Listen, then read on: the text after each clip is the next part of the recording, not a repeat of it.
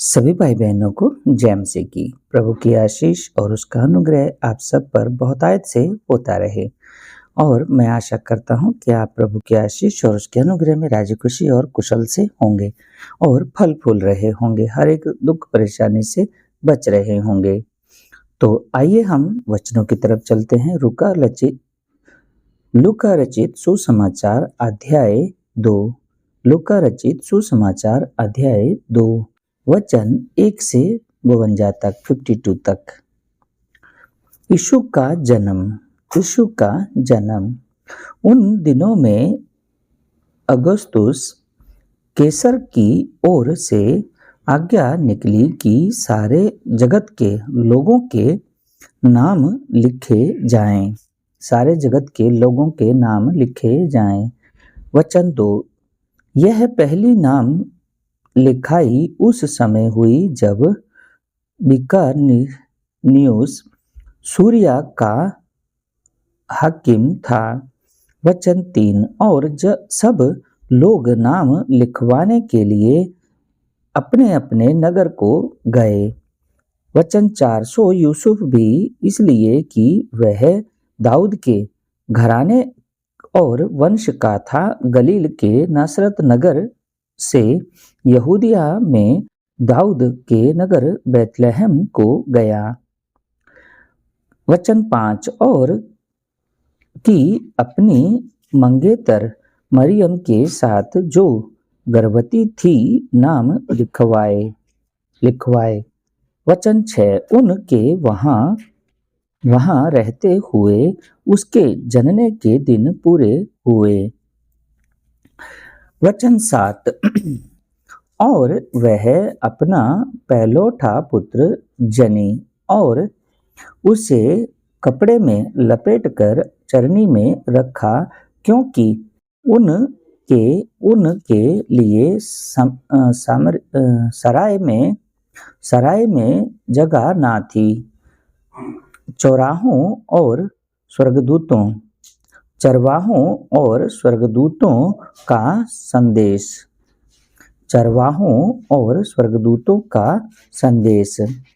वचन 8। और उस देश में कितने गडरिये थे जो रात को मैदान में रहकर अपने झुंड का पहरा देते थे। वचन 9। और प्रभु का एक दूत उनके पास आ खड़ा हुआ और प्रभु का तेज उनके चारों ओर चमका और वह बहुत डर गए। हालेलुया। वचन 10। तब स्वर्गदूत ने उनसे कहा, मत डरो, क्योंकि देखो मैं तुम्हें बड़े आनंद का सुसमाचार सुनाता हूँ, जो सब लोगों के लिए होगा। वचन 11। कि आज दाऊद के नगर में तुम्हारे लिए एक उद्धारकर्ता जन्मा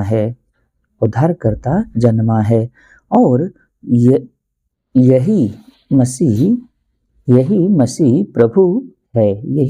प्रभु है। वचन 12। और इसका तुम्हारे लिए यह पता है कि तुम एक बालक को कपड़े में लिपटा हुआ और चरनी में पड़ा पाओगे। वचन 13। तब एकाएक उस स्वर्गदूत के साथ स्वर्गदूतों का दल परमेश्वर की स्तुति करते हुए और यह कहते दिखाई दिया, हालेलुया, कि आकाश में परमेश्वर की महिमा हो, पृथ्वी पर उन मनुष्यों में जिनसे वह प्रसन्न है, शांति हो। वचन 15। जब स्वर्गदूत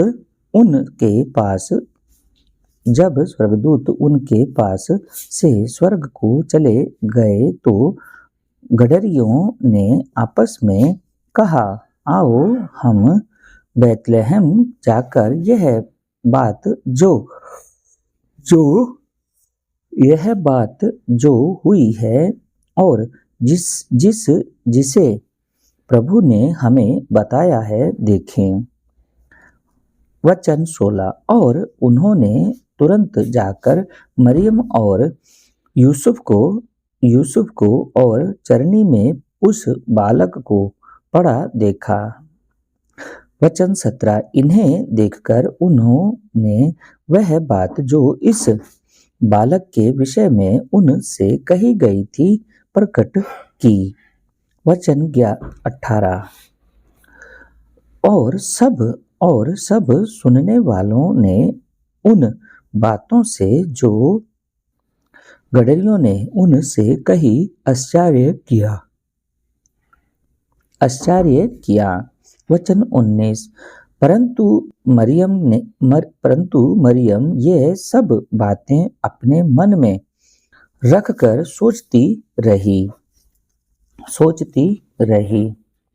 वचन 20 और गडरिये जैसा उनसे कहा गया था वैसा ही सब सुनकर और देखकर परमेश्वर की महिमा और स्तुति करते हुए लौट गए।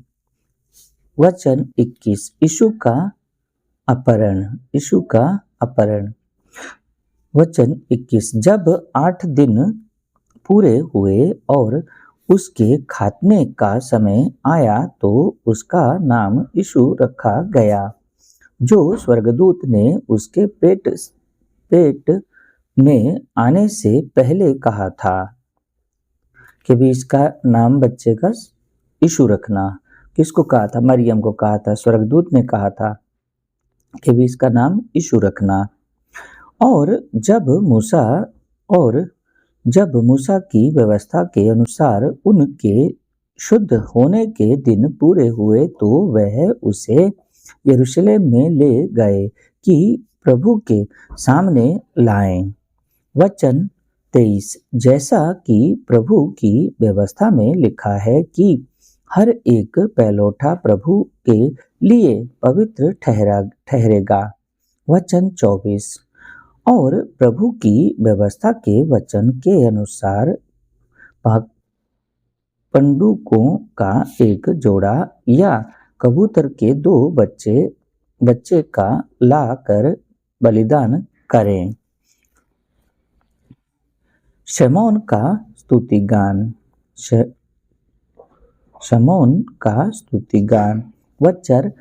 वचन 25 और देखो यरूशलेम में शमौन नाम एक मनुष्य था और वह मनुष्य धर्मी और भक्त था और इज़राइल की शांति की बाट जो रहा था और पवित्र आत्मा उस पर था।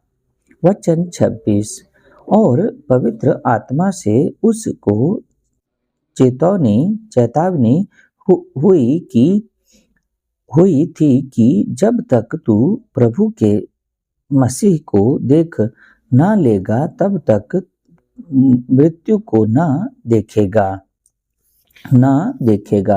वचन 27 और वह आत्मा के सिखाने से मंदिर में आया और जब माता पिता उस बालक यीशु को भीतर लाए कि उसके लिए व्यवस्था की रीति के अनुसार करें। वचन 28 तब उसने उससे अपनी गोद में लिया। किसको? यीशु को। तब शमौन ने अपनी गोद में यीशु को लिया और परमेश्वर का धन्यवाद करके कहा।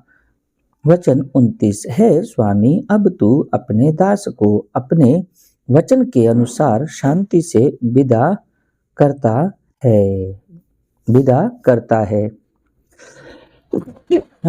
कहाँ से? इस संसार से। हालेलुया। वचन 30 क्योंकि मेरी आंखों ने तेरे उद्धार को देख लिया है जिसे तूने सब देशों के लोगों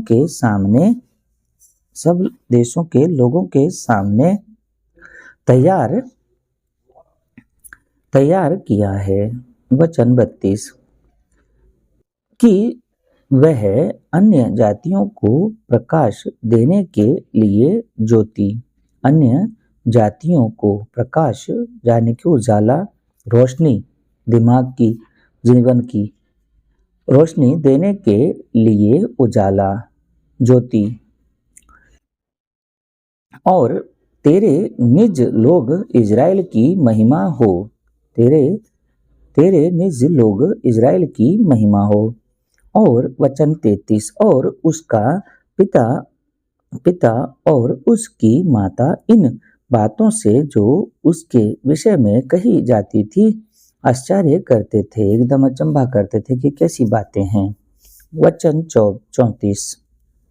34, तब शमौन ने उनको आशीष देकर उसकी माता मरियम से कहा, देख वह तो इज़राइल में बहुतों के गिरने और उठने के लिए और एक ऐसा चिन्ह होने के लिए ठहराया गया है जिसके विरोध में बातें की जाएंगी, जिसके विरोध में, किसके, प्रभु यीशु के विरोध में बातें की जाएंगी। आज भी हो रहा है, पहले भी था। वचन 35, वरन तेरा प्राण भी तलवार से वार पर छिद जाएगा, इससे बहुत हृदयों के विचार प्रकट होंगे। हन्ना की गवाही, हन्ना की गवाही। वचन 36, और आशेर के गोत्र में से हन्ना नाम फनुएल की बेटी एक भविष्यवक्तनी थी। वह बहुत बूढ़ी थी और विवाह होने के बाद 7 वर्ष अपने पति के साथ रह पाई थी, 7 वर्ष अपने पति के साथ रह पाई थी। वचन 37, वह 84 वर्ष से विधवा थी, 84 वर्ष से विधवा थी और मंदिर को नहीं छोड़ती थी, पर उपवास और प्रार्थना करके रात दिन उपासना किया करती थी। वचन 38, और वह उस घड़ी वहां आकर प्रभु का धन्यवाद करने लगी और उन सबों से जो यरूशलेम के छुटकारे की बाट जोहते थे उसके विषय में बातें करने लगी। वचन 39, और जब वह प्रभु की व्यवस्था के अनुसार सब कुछ निपटा चुके तो गलील में अपने नगर नसरत को फिर चले गए। वचन 40, और बालक बढ़ता और बलवंत होता और बुद्धि से परिपूर्ण होता गया और परमेश्वर का अनुग्रह उस पर था। बालक यीशु मंदिर में। वचन 41, उसके माता पिता प्रति वर्ष फसह के पर्व में यरूशलेम को जाया करते थे। वचन 42, जब वह 12 वर्ष का हुआ तो वह पर्व की रीति के अनुसार यरूशलेम को गए। वचन 43, और जब वह उन दिनों को पूरा करके लौटने लगे तो वह लड़का यीशु यरूशलेम में रह गया और यह उसके माता पिता नहीं जानते थे। वचन 44, वह यह समझकर कि वह और यात्रियों के साथ होगा, एक दिन का पड़ाव निकल आए और उसे अपने कुटुंबियों और जान पहचान वालों में ढूंढने लगे। वचन 45 पर जब नहीं मिला तो ढूंढते ढूंढते यरूशलेम को फिर लौट गए। वचन 46 और 3 दिन के बाद उन्होंने उसे मंदिर में उपदेशकों के बीच में बैठे उनकी सुनते और उनसे प्रश्न करते हुए पाया। हालेलुया। वचन 47 और जितने उसकी सुन रहे थे वह सब उसकी समझ और उसके उत्तरों से चकित थे। वचन 48 तब वह उसे देखकर चकित हुए और उसकी माता ने यीशु से कहा, हे पुत्र, तूने हमसे क्यों ऐसा व्यवहार किया? देख, तेरा पिता और मैं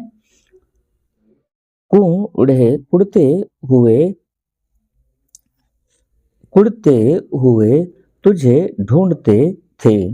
हालेलुया। वचन 49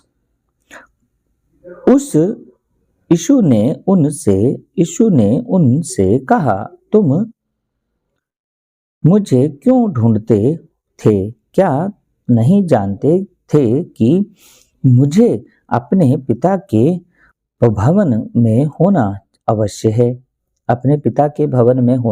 अवश्य है? वचन 50 परंतु जो बात उस यीशु ने उनसे कही उन्होंने उसे नहीं समझा। वचन 51 तब वह उनके साथ गया और नसरत में आया और उनके वंश में रहा और यीशु की माता ने यह सब बातें अपने मन में रखी। वचन 52 और यीशु बुद्धि और डील डौल में और परमेश्वर और मनुष्यों के अनुग्रह में बढ़ता गया। हालेलुया। आमीन। तो मेरे भाई, मेरी बहन, ऐसे ही वचनों में हमें आगे बढ़ते जाना है। हम धीरे धीरे आगे बढ़ते जाएंगे और सीखते जाएंगे। तो और प्रभु की आशीष और उसके अनुग्रह में रह करके अपने जीवन को अच्छा और प्रभु के कार्य के लिए इस्तेमाल करेंगे। तो आप सबका आज का वचनों में और दुआओं में बने रहने के लिए धन्यवाद। प्रभु आपके अंग संग रहे। Praise the Lord.